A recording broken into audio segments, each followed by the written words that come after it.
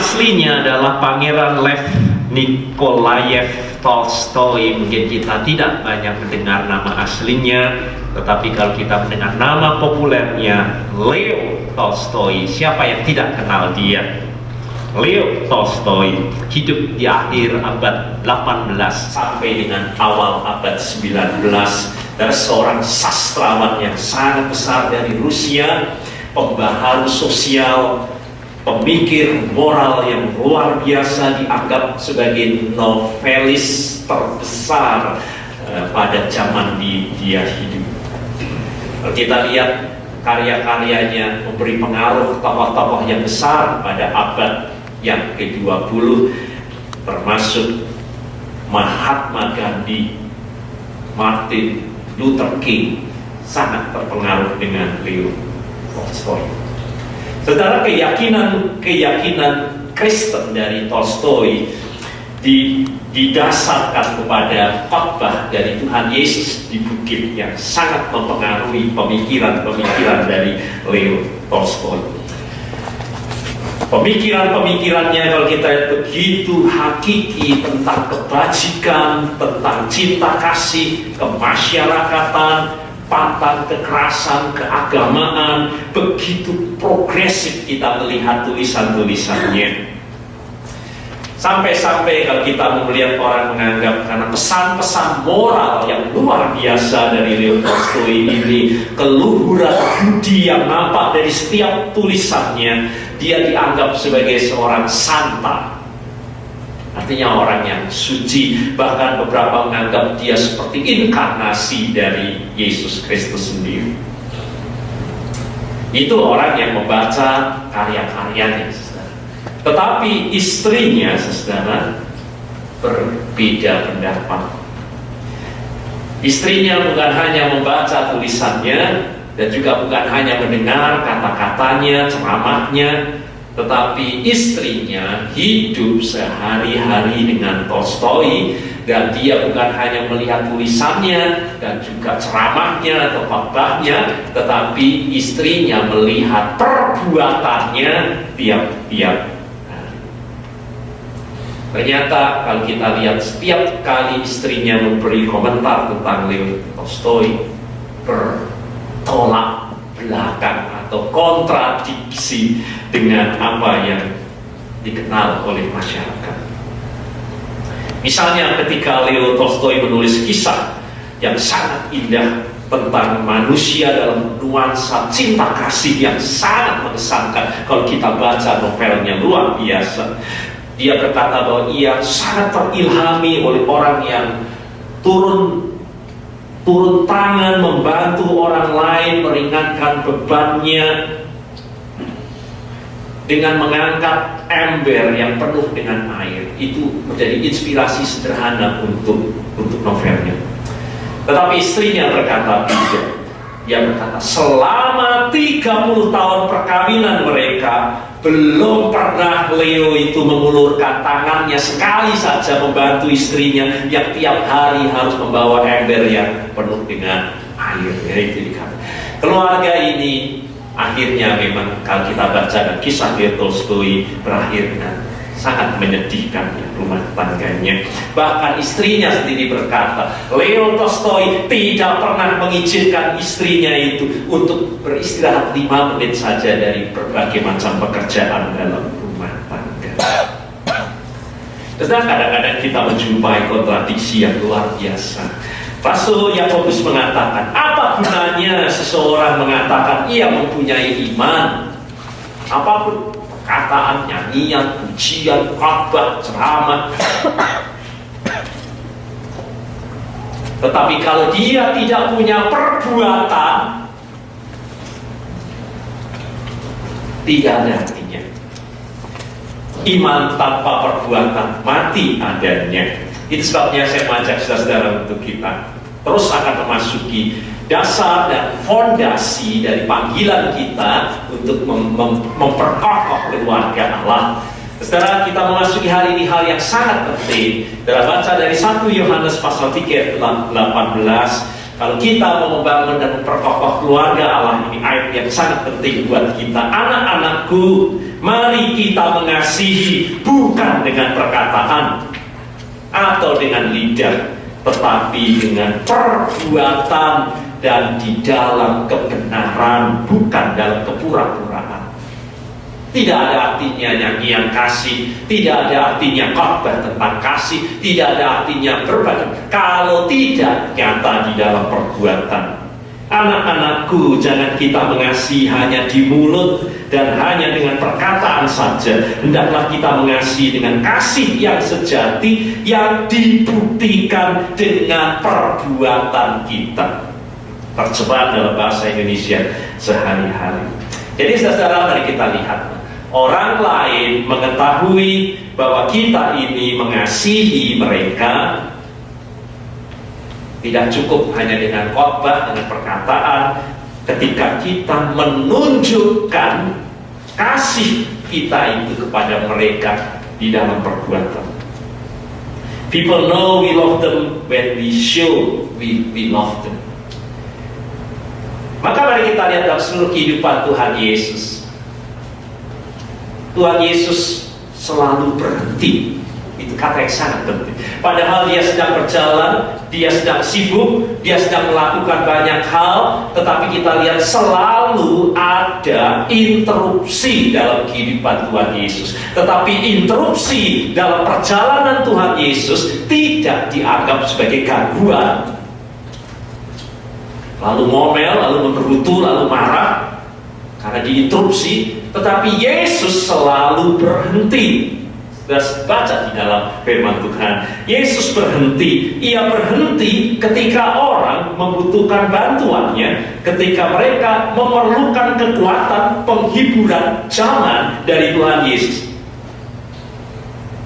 Yesus melihat gangguan dan tanda petik yang seringkali buat manusia. Kita sedang melakukan sesuatu sibuk, lalu ada interupsi, kita lihat itu sebagai sesuatu yang annoying, gangguan dalam hidup. Tetapi gangguan atau interupsi dalam hidupnya tidak dilihat sebagai sesuatu yang mengganggu, tetapi justru menjadi kesempatan kudus, kesempatan anugerah yang ilahi untuk menunjukkan kasih Allah, mendemonstrasikan kerajaan Allah yang telah datang kepada orang yang sedang membutuhkan pertolongan.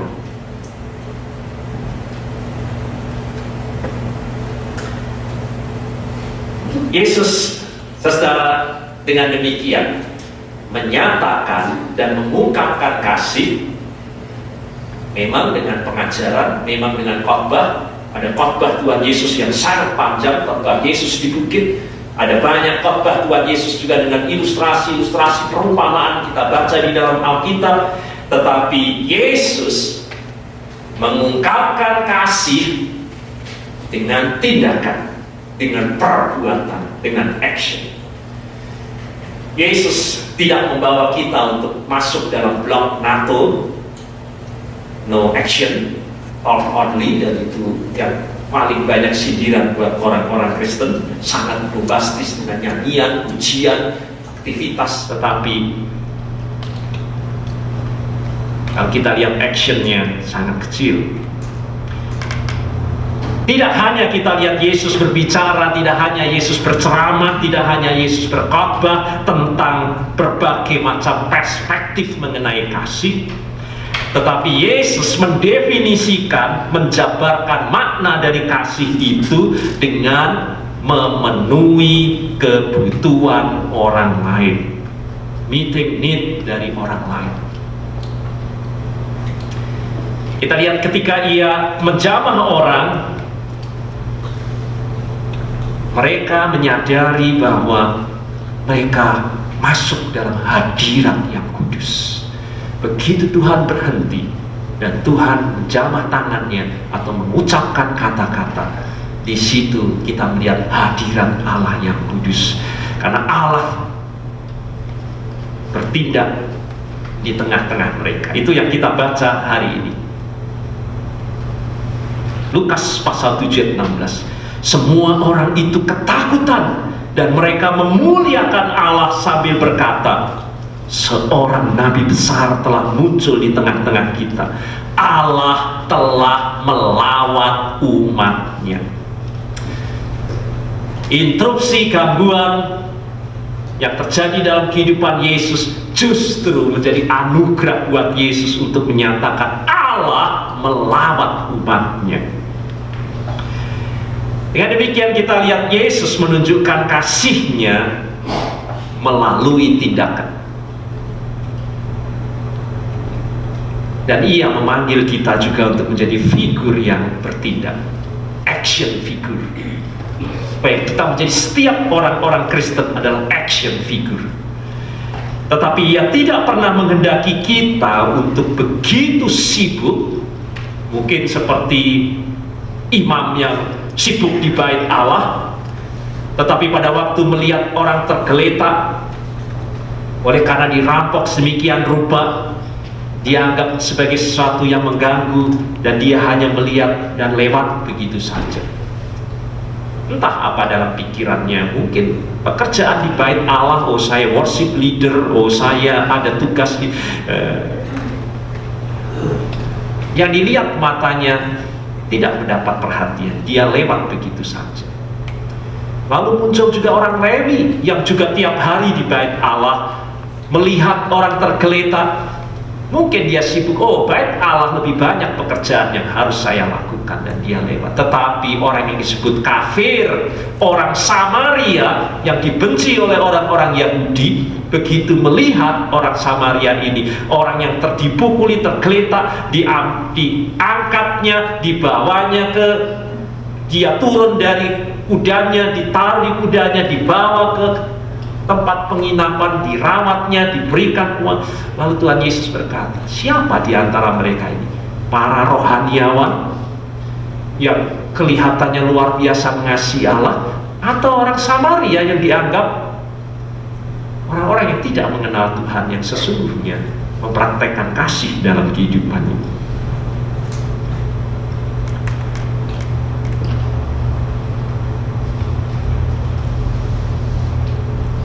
Tuhan, saudara, menghendaki kita selalu siap untuk memasukkan dalam agenda kita. Saya tahu kita semua agenda kita ini padat, apalagi orang Amerika. Agenda kita ini padat.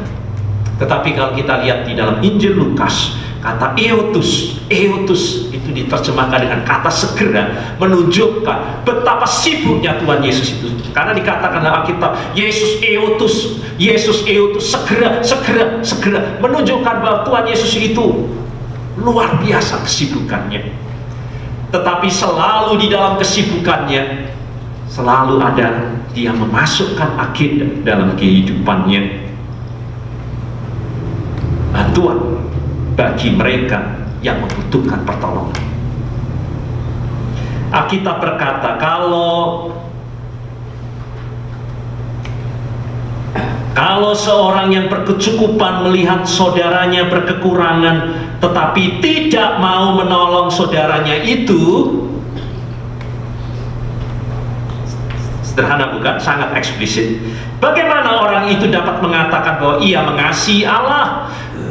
Biar dia memuji Tuhan dengan mengasihi Allah, biar aktivisnya seperti imam di bait Allah, seperti para Lewi. Tetapi justru orang Samaria menjadi kritik yang tajam buat orang-orang yang demikian. Yesus menunjukkan bahwa iman dan perbuatan harus berjalan beriringan, berdampingan. Maka kita lihat coba pada waktu Tuhan Yesus diminyai. Tuhan Yesus diminyai oleh perempuan dan dia mengurapi dengan rambutnya sedemikian rupa. Perempuan ini tidak menyatakan apapun mengenai imannya dengan mulutnya, sama sekali tidak.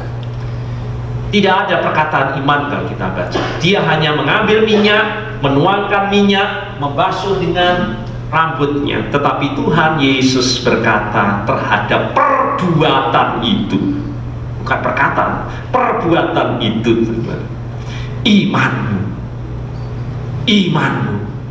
Padahal saya tidak melihat ada pernyataan iman di situ. Kita hanya melihat perbuatan, saudara. Tetapi perbuatan itu dikatakan, imanmu telah menyelamatkan engkau. Pergilah dengan selamat. Tindakan pelayanan merupakan cermin iman yang paling hakiki. Bukan sekedar statement dan pernyataan iman.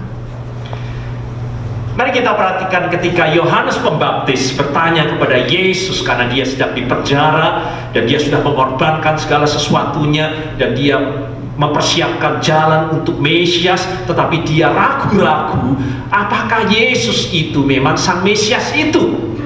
Maka dia kemudian memberikan utusan untuk pergi menjumpai Yesus dan menanyakan, apakah engkau ini sungguh-sungguh sang Mesias? Nah, kita lihat jawaban daripada Tuhan Yesus begitu indah.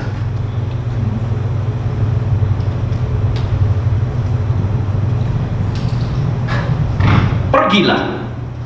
Ini kata dari Yesus terhadap orang yang diminta Yohanes Pembaptis untuk mencari kabar tentang Yesus. Apa kamu ini sungguh sang Mesias? Bagaimana kita tahu bahwa dia sungguh-sungguh sang Mesias? Pergilah dan katakan kepada Yohanes apa yang kamu lihat dan yang kamu dengar.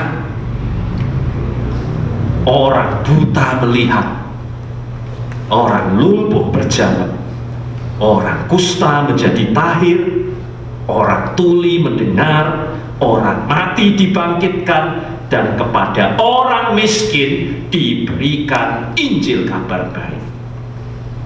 Dan kita lihat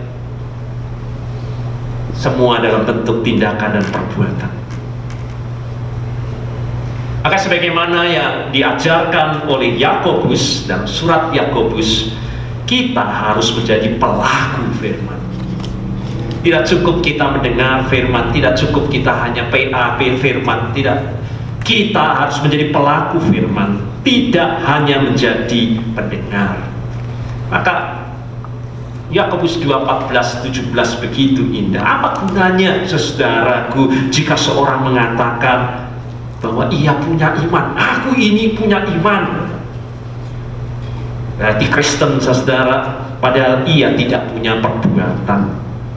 Apa dapat iman seperti itu menyelamatkan? Jika seorang saudara atau saudari tidak mempunyai pakaian dan kekurangan makanan sehari-hari, dan seorang kamu datang kepadanya dan berkata, "Hei, kenapa kamu tidak punya pakaian? Pakai pakaian. Kenapa kamu nggak makan? Makan." Tapi dia tidak memberi pakaian dan tidak memberi makan. Apa gunanya iman seperti itu?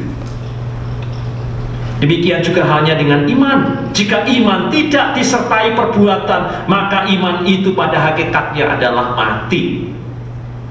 Jika tidak demikian, kita, saudara, mengamputasi atau memutilasi tubuh Kristus.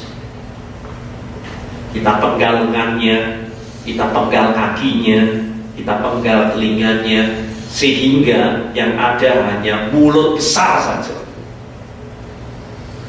One big mouth, itu yang disebut banyak kritikus ateis terhadap orang-orang Kristen. One big mouth, saudara. Mulutnya yang besar. Tidak ada tangannya, tidak ada kakinya. Kalau semuanya hanya satu anggota saja, mana yang disebut tubuh? Kalau kekristenan itu hanya mulutnya saja yang besar. 1 Korintus 12 ayat 19. What a strange thing a body would be, and only one part, only mouth. Maka Francis dari Assisi menulis hal yang sangat indah. Ajarkan firman Tuhan dengan perbuatan. Hanya kalau perlu dengan perkataan. Khotbah yang didengar tidak begitu kuat untuk dapat merubah hidup seseorang, tetapi khotbah yang dilihat dan dirasakan, itulah yang membawa impact yang besar dalam kehidupan manusia. Preach the gospel if necessary, use word. Only if necessary, word. Dalam menunjukkan kasih kita, saudara, kalau kita meneladani Tuhan Yesus, Dia yang Tuhan, Dia yang kita sembah, Dia yang mulia, tidak ada yang lebih kaya daripada Allah itu, karena segala sesuatu berasal dari Dia. Tidak ada yang lebih besar daripada Allah, tidak ada yang lebih agung daripada Allah, tidak ada yang lebih ningrat daripada Allah. Tetapi Dia turun menjadi manusia, dan tidak ada yang dikatakan tidak patut atau tidak pantas dilakukan oleh Tuhan Yesus, yang biasanya dihindari oleh orang lain. Maka Yesus membasuh kaki. Yesus membasuh kaki, itu pekerjaan budak. Tetapi raja di atas raja itu membasuh kaki. Dia berkata, bukan sesuatu yang itu tidak patut. Saya ini raja di atas segala raja, masa membasuh kaki? Pekerjaan budak pada waktu itu. Yesus membantu anak-anak. Yesus menyiapkan sarapan. Dan baca, Yesus melayani orang kusta yang dihindari oleh orang lain, orang-orang lepra pada waktu itu yang sangat menjijikkan. Tidak ada pelayanan yang tidak pantas baginya, sebab pelayanannya mengalir dari kasih, dan kasih itu nyata dalam tindakan dan perbuatan.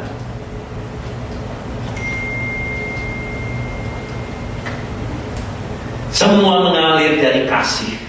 Kalau kasih itu keluar, tidak ada orang berkata tidak patut lagi. Dia melakukan segala. Yesus melakukan hal-hal yang kita anggap tidak patut dilakukan orang-orang yang agung dan mulia. Maka saudara, mari kita mau membangun dan memperkokoh keluarga Allah. Kalau fondasi teladan Tuhan ini tidak menjadi bagian dalam kehidupan kita, tidak ada praktek-praktek yang akan dapat memperkokoh keluarga Allah. Maka kita lihat bahwa Tuhan Yesus menghendaki perbuatan kasih kita itu tidak usah mulut-mulut, sepraktis mungkin. Bahkan kalau kita lihat Yesus berkata, memberi secangkir air di dalam nama Tuhan Yesus adalah tindakan kasih. Kita baca Matius 10:42.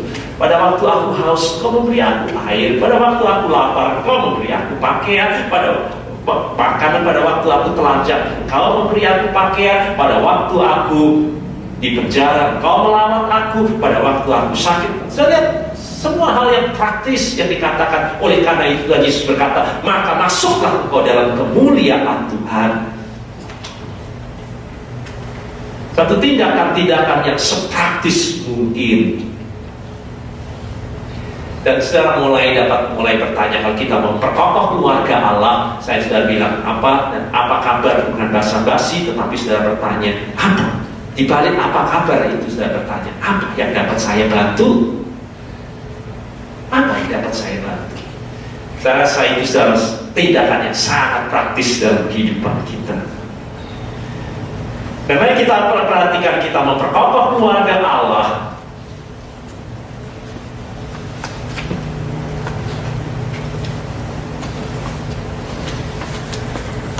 Kita melayani Allah memang bisa sendiri-sendiri, tetapi kalau kita di dalam firman Tuhan, pada waktu kita melayani sesama kita akan menjadi lebih berkuasa, lebih punya impact yang besar pada waktu kita lakukan bersama-sama. Itu bacaan kita yang pertama.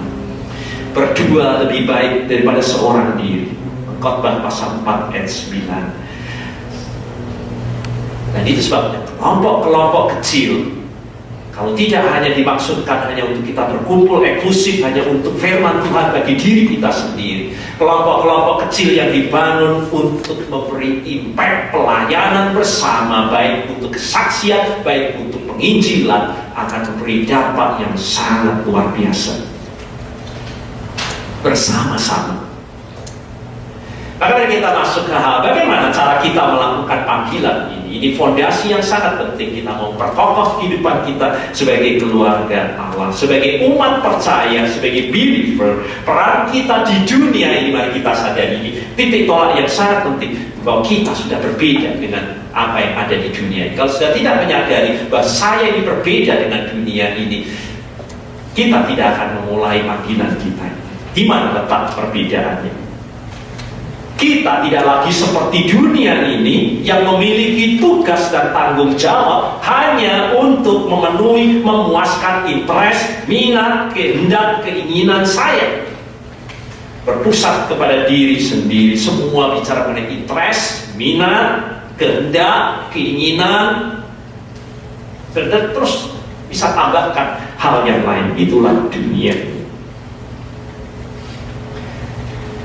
Tugas panggilan tanggung jawab kita sekarang menjadi manusia baru, itu yang dikatakan tadi. Supaya kita sadari kita berbeda dengan dunia yang masih menjadi manusia lama. Kalau kita menjadi manusia baru di dalam Tuhan Yesus, diciptakan baru oleh Tuhan Yesus, kita menjadi representasi Yesus. Ini hal yang sangat penting, saudara. Representasi Yesus. Artinya dunia interestku, apalagi tadi, kehendakku, mauku, minatku, kehendakku. Tapi kalau kita representasi daripada Yesus, kita menyatakan interestnya, minatnya, kehendaknya, keinginannya, maka kita mempresentasikan Yesus di dalam kehidupannya. Kita menghadirkan wajahnya, kita menjadi kaki tangannya, kita menunjukkannya kepada orang lain atas namanya. Kita menghadirkan Yesus di rumah sakit, di pemakaman, di pesta kawin. Kita menghadirkan Yesus di balik pagar tetangga kita. Pada waktu kita berbicara kepada representasi Yesus dalam kehidupan kita. Nah, Kolose 3:17, segala apa yang kalian lakukan atau katakan, harus itu dilakukan dan dikatakan atas nama representatif Tuhan Yesus. Kalau kita baca dalam terjemahan NLT, whatever you do or say, let be as representative of the Lord Jesus. Terjemahan ini sangat ekspresif. Whatever you do or say, let's be as representative of the Lord Jesus. Mewakili, menghadirkan Kristus. Itulah ciptaan baru, itulah manusia baru, gambar dan rupa Allah yang sudah rusak oleh dosa. Yesus mau memulihkannya. Kita kembali menjadi gambar dan rupa Allah, representasi daripada Yesus. Itu awal mula manusia diciptakan oleh Allah. Galatia 2:20, namun aku hidup, tapi sesungguhnya kita ini sudah mati dengan baptisan kita.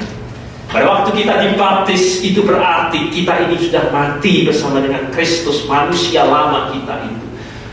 Dan kita sudah bangkit kembali bersama dengan Kristus, menjadi baru di dalam Tuhan Yesus. Tetapi bukan aku sendiri yang hidup, melainkan Kristuslah, Kristus yang hidup di dalam aku. Representatif dari Yesus itu sendiri. Maka mari kita lihat dengan kata yang lain, kita tidak berasal lagi dari dunia ini, tetapi kita hidup dan berada di dunia ini. Itu yang dikatakan Tuhan Yesus. Kita tidak lagi menjadi bagian dari dunia ini, atau kita ini tidak lagi berasal dari dunia ini, tetapi kita hidup dan berada di dunia ini. Jadi ini kata yang sangat penting. Fungsi kita adalah duta, utusan atau ambasador dari Kristus. Jadi kalau sudah lihat, Konsulat Jenderal Republik Indonesia tinggal di San Francisco, tetapi dia berkata, saya tidak berasal dari Amerika ini. Tetapi saya berada dan hidup di Amerika. Untuk apa? Untuk apa? Itu ambasador, konjen, duta Indonesia di Amerika. Untuk menghadirkan Indonesia di Amerika. Itulah kata yang dipilih di dalam Alkitab mengenai manusia baru kita. Maka konjen itu meskipun ada di sini, dia membawa budaya Indonesia, dia memperkenalkan Indonesia, dia menyatakan Indonesia. Maka dia disebut sebagai duta besar, dia disebut sebagai utusan, dia disebut sebagai ambasador.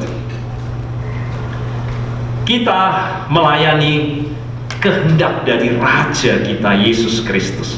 Kita melayaninya sebagai juru bicaranya, pelayan-pelayan kerajaan Allah.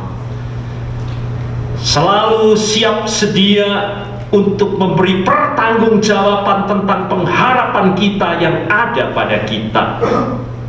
Maka dikatakan di dalam 1 Petrus 2 ayat 11 sebagai pendatang dan perantau. Saya tanya konjen meskipun ada rumah besar di San Francisco, dia hanya pendatang dan perantau di sini.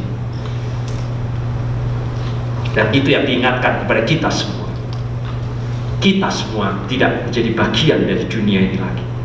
Kita berusaha menjangkau mereka yang belum percaya, dikatakan sesuai dengan cara yang mereka tanyakan tentang Raja yang dihadirkan.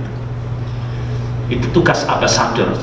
Tugas ambasador selalu mau membawa, mempresentasikan.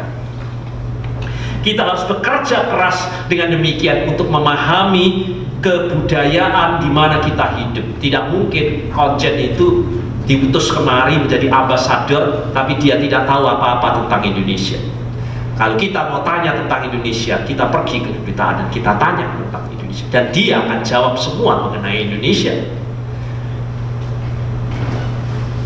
Dan itulah kita, saudara-saudara, kita semua adalah ambasador. Ini fondasi yang sangat kuat untuk kita memperkokoh keluarga Allah. Tanpa kita menyadari bahwa kita ini representasi Yesus dan ambasador kerajaan Allah, tidak mungkin kita dapat membangun dan memperkokoh keluarga Allah kita. Maka mari kita sadari bersama bahwa keberadaan kita ini, hakikat kita yang sudah ada di dalam Kristus sebagai ciptaan yang baru, saudara, ini bukan sekedar tugas dan tanggung jawab. Ini adalah panggilan kita yang paling utama. Ini panggilan kita yang paling utama. Tugas kita bukan hanya untuk membuat mereka impress, kagum, tetapi tugas yang utama kita adalah untuk menghadirkan Kristus supaya mereka dipengaruhi oleh Kristus di dalam kehidupannya. Nah, maka mari kita, saudara, kalau kita bersama-sama masuki keberadaan kita ini dan kita sadar ini yang paling utama. Saudara boleh tahu bahwa tugas saya paling utama, saya harus jadi singer, saya harus jadi majelis. Ada banyak hal, saudara, memang tugas panggilan kita. Tetapi kalau sudah tidak didasari dengan fondasi yang kokoh, ini yang paling utama, bahwa kita adalah duta Kristus. Kita adalah duta Kristus. Dan saya lakukan itu dengan sangat praktis dalam kehidupan kita ini. Saya dengan cepat saya dapat lihat, hanya dengan memberikan senyum, Alkitab berkata, wajah yang gembira meriangkan hati, berita yang baik menyegarkan jiwa. Kita dapat memberi pengaruh orang lain dengan senyuman kita. Kalau kita mau memperkokoh keluarga Allah, tetapi sebagai ambasador Kristus, kita tidak mewakili sungguh-sungguh Kristus itu mau tersenyum kepada kita semua, apapun keberadaan kita. Pemungut cukai ditolak oleh orang lain, pelacur dibuang oleh orang lain, tetapi Yesus memberikan senyumannya. Tapi kalau kita ini mau memperkokoh keluarga Allah satu dengan yang lainnya saja, kita tidak bisa mempresentasikan kehangatan Tuhan untuk menyambut orang-orang yang dibuang oleh dunia ini. Senyuman saudara sudah merupakan representasi keluarga Allah. Simpati dengan orang lain. Ia menguatkan batin kami dalam setiap kesukaran yang kami alami, supaya dengan kekuatan yang kami terima dari Allah itu, kami pun dapat menguatkan batin orang yang dalam kesusahan. Sangat sederhana. Bukti kita ambasador Kristus, memperkokoh keluarga Allah. Kita punya simpati satu dengan yang lainnya. Kalau gereja sudah tidak ada simpati dengan yang lain, sudah datang ke gereja, sudah duduk hari ini, sudah tidak kenal dengan yang lain, tidak ada simpati satu dengan yang lainnya, saya rasa kita kehilangan hakikat. Kita hanya mau dengar untuk tontonan gereja, dengarkan khotbah orang, pulang. Tak ada kita dapat mampu memperkokoh keluarga Allah. Simpati adalah bukti bahwa kita bergereja. Kalau kita duduk dan kita tidak punya simpati lagi satu dengan yang lain, kita tidak bergereja. Kita sedang datang ke arena untuk menonton mungkin musik, worship leader menyanyi, dan saudara pulang. Simpati menunjukkan apakah saudara sudah bergereja dan berjemaat satu dengan yang lainnya. Melayani sesama kita adalah bukti. Saya ini bukan hamba siapapun, saya bebas. Meskipun begitu, kata Rasul Paulus, saya sudah menjadikan diri saya sebagai hamba dari semua orang. Hamba dari semua orang. Saya lakukan itu supaya saya bisa memenangkan sebanyak mungkin orang untuk Kristus. Menjadi hamba untuk memenangkan setiap orang untuk Kristus. Ambasador dari Kristus.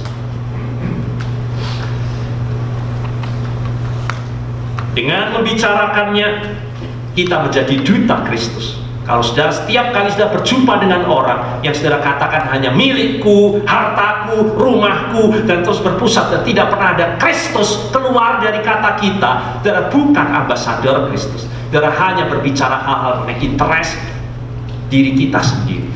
Seberapa banyak saudara bertemu dengan orang dan saudara mengeluarkan kata Kristus dalam kehidupan, itu bukti saudara ambasador dari Kristus. Dan ini bukti yang paling kuat kalau kita ini sungguh-sungguh. Di mana saya lihat ada orang yang masuk ke gereja pada waktu dia bukan hanya melihat perkataan, khotbah, mungkin ada juga, tetapi pada waktu orang melihat orang berani berkorban untuk dirinya. Berkorban itu berarti saudara memberi itu sampai saudara itu merasa sakit. Itu berkorban. Kalau saudara memberi hanya untuk membuang barang saudara di rumah nggak dipakai, belum berkorban. Tapi kalau saudara itu memberi sesuatu, melakukan sesuatu sampai saudara itu merasa sakit, dari simpanan saudara keluarkan dengan sakit, atau saudara waktu saudara berikan dengan sakit, seperti Tuhan Yesus di kayu salib menanggung perihnya dan berkorban itu, orang melihat kasih yang nyata di dalam kerelaan kita untuk berkorban. Itulah yang akan membawa orang sungguh melihat bahwa kita ini ada di dalam kasih. Dalam mari kita lihat, kita akan memperkokoh keluarga Allah. Ini fondasi kedua, melanjutkan fondasi minggu yang lalu. Inilah yang akan memperkokoh kita sebagai keluarga.